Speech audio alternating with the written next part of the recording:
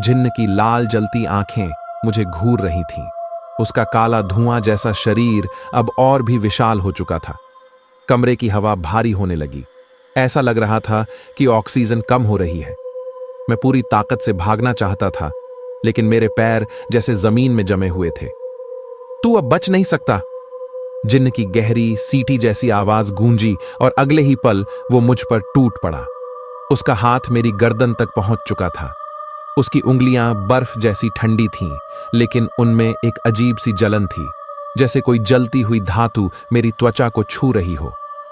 मैं पूरी ताकत से छुड़ाने की कोशिश कर रहा था, लेकिन वो मेरी हड्डियों तक अपनी पकड़ मजबूत कर चुका था। मेरी आंखों के सामने अंधेरा छाने लगा। मुझे लग रहा था कि मेरी जान अब गई, लेकिन तभी मेरे दिमाग में अचानक मकान मालिक की बातें गूंजने लगीं।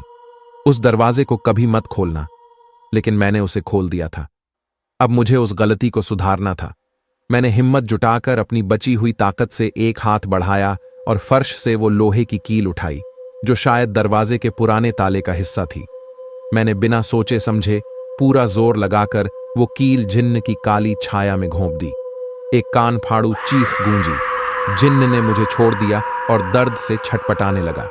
उसकी काली परछाई अब कांप रही थी, जैसे कोई हवा में पिघल रहा हो। वो जमीन पर गिर पड़ा। उसकी लाल आंखें मुझ पर टिकी थीं, लेकिन अब उनमें गुस्सा कम और तकलीफ ज्यादा थी। जिन्न अब अपना रूप बदल रहा था। उसका विशाल शरीर सिकुड़ने लगा। उसका काला धुआं धीरे धीरे छटने लगा। मैंने जैसे ही अपनी आखिरी ताकत से वो कील दोबारा जमीन में ठोकी, दरवाजा जोर से झटके से बंद हो गया। कमरे में भयंकर सन्नाटा छा गया। मेरे कान सुन्न हो चुके थे। मैं घबराकर दीवार से टिक गया। मेरी सांसें बेकाबू हो रही थीं।